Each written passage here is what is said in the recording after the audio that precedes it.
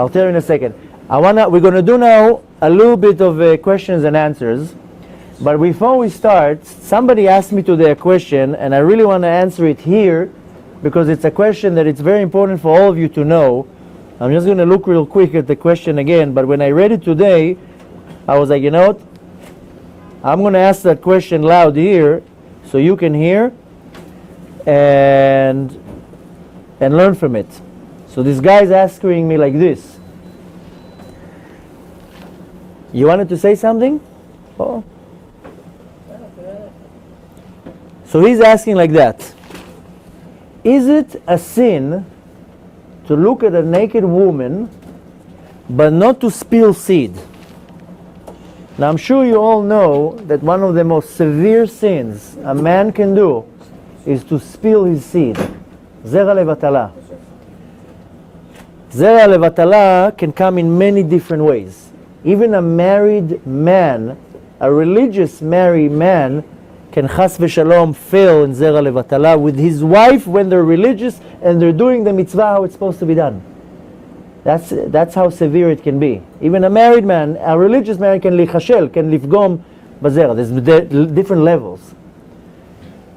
But the topic is that it's one of the most severe sins a man can do is to spill his semen. Doesn't matter if it's by himself, with a woman, with a man, doesn't matter.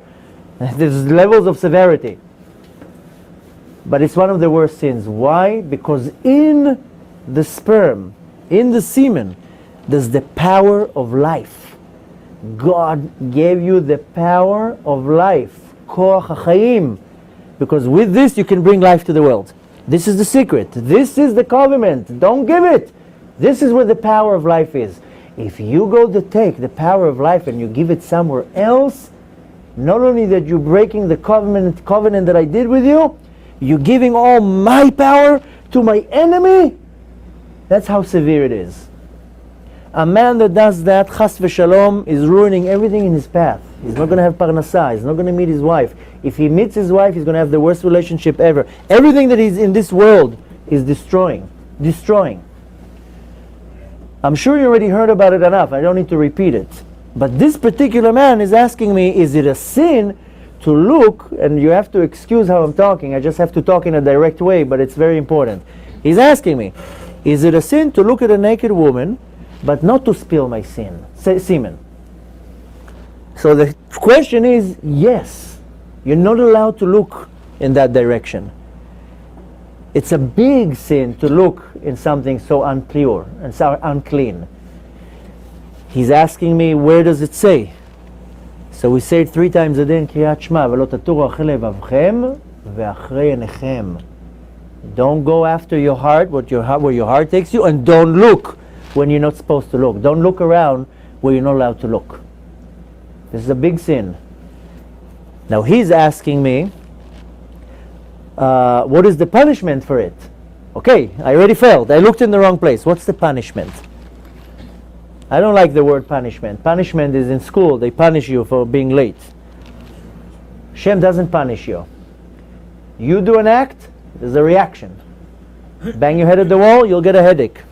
Throw a stone at the window, you'll break the window. You do an act in this world, there's a reaction right away. We just spoke about it. There's no punishment, it's a reaction. You have to understand that when a man is looking at the wrong place, he's covering his eyes with a shield of impurity, which means that he can't see. Imagine driving in pouring rain, water is going on your windshield, and you don't put the wipers. 3 seconds you're in a car accident, guarantee. You have to put the wipers, right? You put something on your eyes spiritually. When you look at the wrong place, you cover your eyes, which means within 3 seconds you start going into accidents all the time. Not physical accidents. Nothing in the world will make sense. You're looking at people the wrong way. Your eyes are impure. Everything that you see is impure. Everything that you talk, you're bringing this impurity to your mind, to your soul, to your body. Your entire action is impure. So there's no punishment. You don't go up to Shamayim and they rip you to pieces by saying you looked there. There's a reaction in this world. And the reaction is that you just cover your eyes spiritually and you damage everything that has to do with your life. You're going to look at a woman on a date. You're going to think it's your wife because she's pretty. You're going to get married with her. And 5 years down the line, she's going to give you living hell. And then you're going to get divorced because it's not your wife. And you sat in a date. She just looked very pretty. Why? Because there's a shield in your eyes. You didn't see the right wife. You're going to go take all your money. Invest it in a business. Because your eyes are not seeing the right way. It's going to be the wrong business. You're going to lose all your money. Everything. That's the reaction. It's not a punishment. It's a reaction. If one needs to understand what the soul feels when you're looking at the wrong place, take a needle, poke your eye with a needle. Imagine the pain you're going to experience with a needle poking your eye. That's what the neshama feels every time you're looking at somewhere you're not allowed to look at. That's the pain the neshama feels. What if by accident? There's no accidents.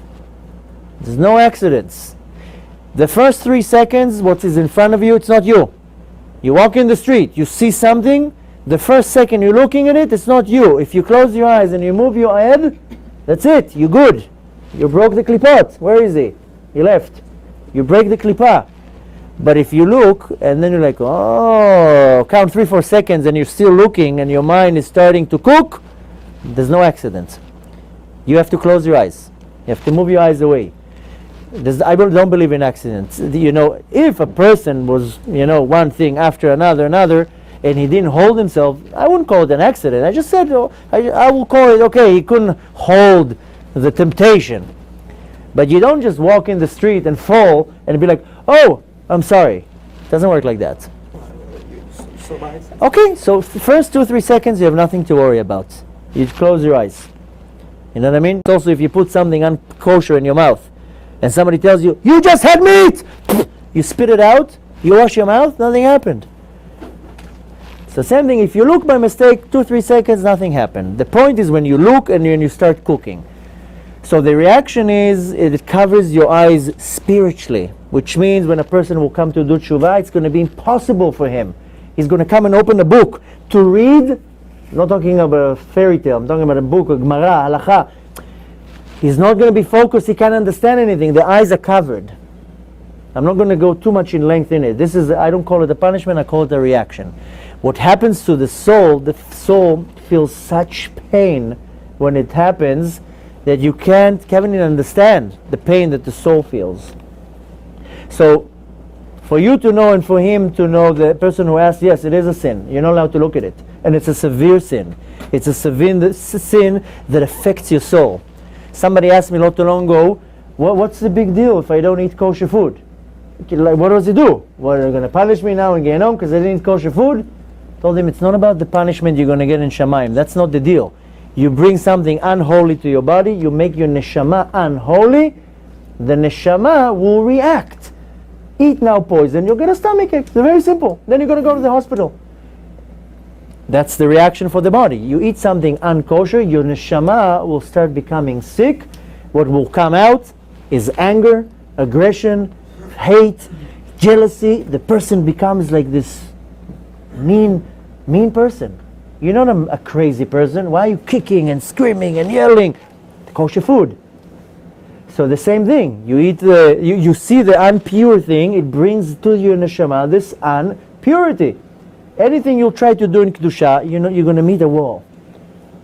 So this is the question he was asking, and it's very important for you to know that it's not only about the spilling of the semen, it's actually where your eyes look.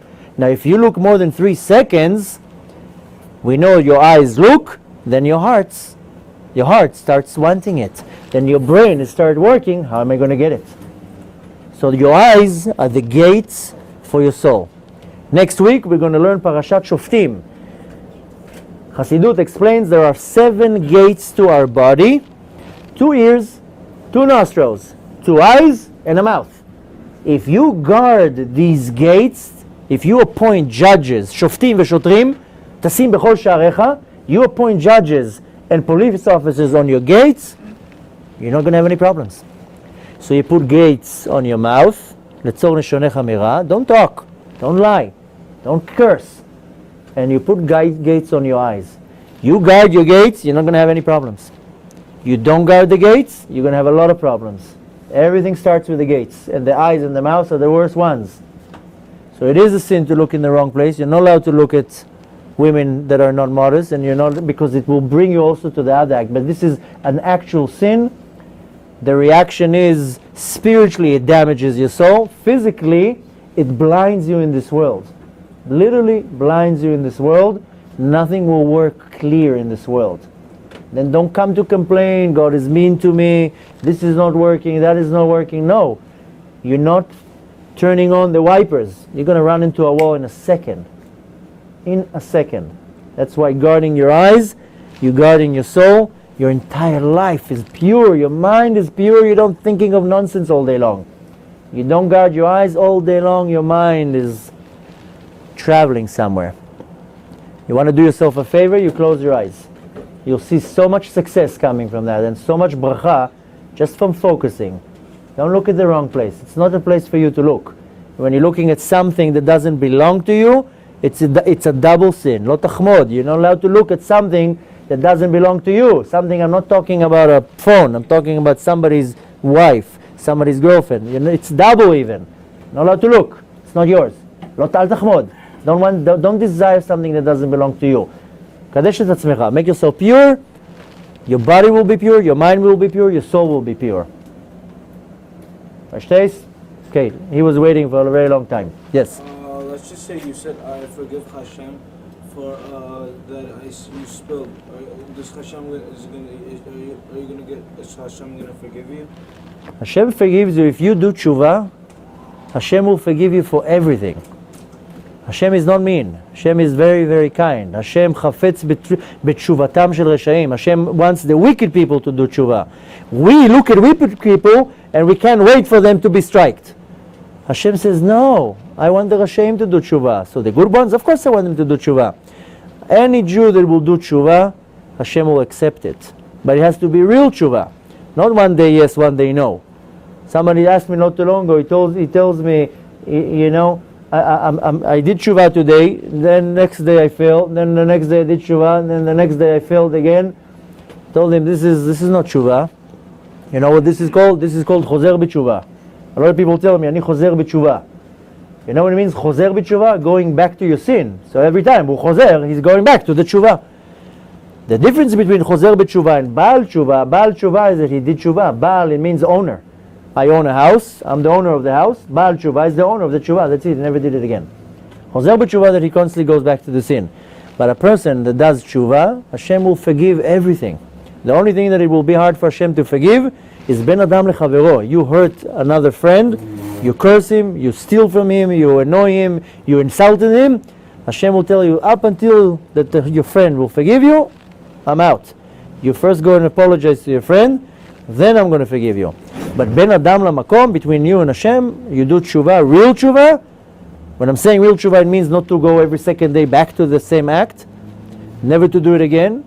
Then Hashem forgives you. And if you do the tshuva real good, then the Gemara gives you a guarantee that your sins will become merits. You go up to Shamayim, not only that they don't remind you anything, you transform the sin into merit. That's what you have to strive for. And not to say, I'm going to do tshuva when I'm 60, because then it will be easier, because when I'm 60, I'm barely going to see, so I don't care what I see, look at. No, because you might not get to be 60. And even 60 people who are 60-year-olds, they also look at the wrong places. Don't wait to do tshuva. Tshuva you do right away. And you have a guarantee that Hashem will forgive you when you do tshuva. Completely. You have another question? Yeah.